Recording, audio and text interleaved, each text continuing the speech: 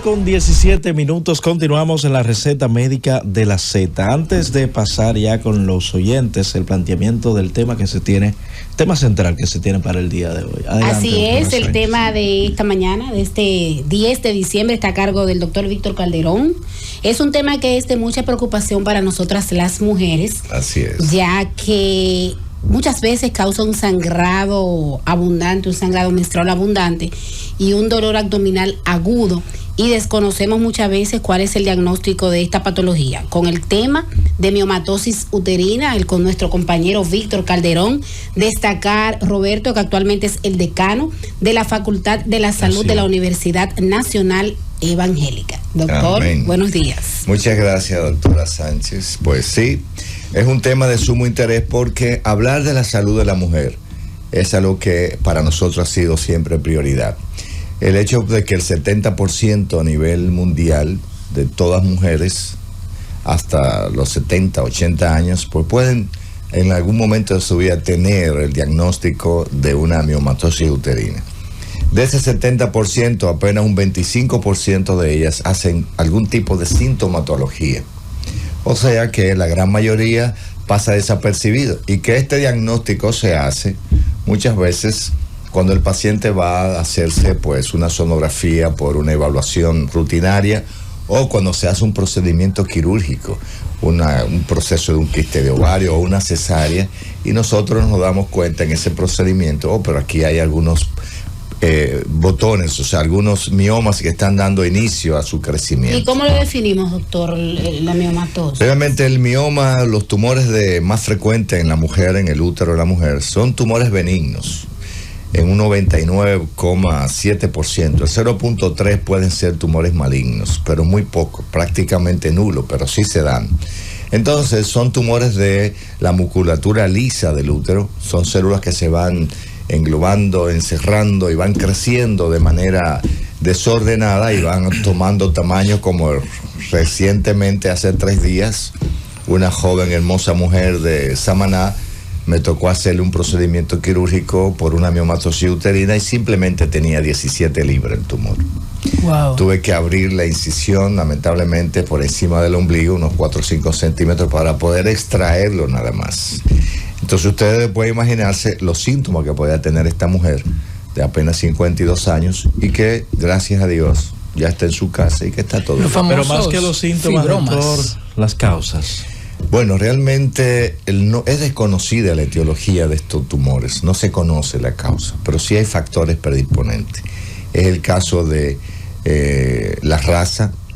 La raza africana tiene mucho más frecuencia de padecer de este tumor, pero también la paciente con antecedentes familiares. Si tu madre, tu tía tienen antecedentes de mioma, pues frecuentemente tus hijos pueden nacer con esto, factor hereditario, queremos decir. Entonces esos factores son interesantes tomarlo en cuenta. Y hay un refrán muy claro que dice: al que Dios no le da hijo, el enemigo para no mencionar el nombre, el enemigo le da mioma. Entonces, doctor, usted dice que es más frecuente en esas pacientes que no se han embarazado, que le salgan la miomatosis. Claro que uterina. Sí, y eso es debido justamente porque hay receptores estrogénicos que son responsables. El estrógeno es la hormona femenina, la hormona esteroide femenina producida por los ovarios, ¿verdad? Y esta hormona, estimulando constantemente, no solamente afecta el crecimiento de este tumor, sino que además puede afectar también el cáncer de mama y otros factores más. Pero es interesante saber que cuando usted se embarace, es por eso que a partir de los 35 o 45 años de edad es cuando mayor crecimiento tienen estos tumores, que aparece mayor su diagnóstico. Entonces, esto se debe a que si usted tiene a partir de los 20 a 30 años, que son la edad adecuada para usted embarazarse, y no se embaraza, entonces usted, ya después de los 35 años, sin un embarazo, pues entonces esos tumores se van a reproducir y a crecer de manera desordenada. ¿Y siempre va a requerir de cirugía? No, realmente no. Va a depender. Si es un paciente, va a depender del tamaño, la localización, y va a depender si es una paciente que no tiene hijos, una mujer joven que aún no tiene hijos. Por ejemplo, estos tumores aparecen en 3 lugares específicos: aparecen en la parte superficial del útero, que es la parte serosa, los llamados miomas los serosos, en la parte interna del útero, que son los que mayores síntomas dan, o sea, en la parte submucosa, los llamados miomas submucosa. A nivel del endometrio. Y en la nivel del endometrio, exacto. Y la parte intramural, que es a nivel del músculo, esos son los intramurales, que son los que mayormente crecen en mayor tamaño. Pero va a depender su tratamiento. Si, por ejemplo, es una mujer que no tiene hijos y que quiere tener hijos, pues a veces uno le da un manejo conservador. Esperar tener sus hijos si no ameritan o si no están ubicados en zonas que le impide la implantación del embarazo, le impiden el embarazo porque están obstruyendo de una manera el paso del huevo fecundado o espermatozoide hasta las trompas y ahí producirse la fecundación, se hace el procedimiento. Otras veces se hace la embolización de la arteria uterina. Esto lo hace un especialista radiólogo intervencionista, que es embolizar, o sea, para que se reduzca la circulación de estos tumores tienden a disminuir. Esto se hace por lo regular después que la mujer tiene hijos, porque antes de no tener hijos puede producirse algo. Doctor, mire, hay mucha preocupación a veces en las mujeres, ya en lo que es la etapa premenopáusica, 48 años, 45 cierto. Años, que se realizan una sonografía y dice miomatosis de pequeños a medianos elementos. Inmediatamente acuden al ginecólogo porque quieren hacerse una histerectomía. ¿Sería correcto que la paciente piense de esta manera o cuál es la conducta para con estas pacientes? Eso es una extraordinaria pregunta, doctora Sánchez. Es un grave error. El manejo de un paciente no es la histerectomía inmediatamente, porque sobre todo, como hablábamos ahorita de que el estrógeno que se produce durante la etapa reproductiva, o sea, en la etapa donde no ha llegado lo que es el cese de esa menstruación o la etapa menopáusica, entonces ese estrógeno estimula esa producción, pero cuando llega la etapa menopáusica, después de los 45, 50 años, se reduce de manera importante la producción de esta hormona. Entonces esos tumores por lo regular se reducen de tamaño, no siguen aumentando de tamaño. Y muchas veces no es que desaparecen, sino que se reducen de tamaño y ya no van a hacer ningún tipo de efecto en la mujer. Y no va a ser ningún tipo de síntomas ni circunstancias para ameritar. Sí, porque dicen, cirugía. Ya yo no voy a parir más, doctor, cuando van las mujeres así a la consulta.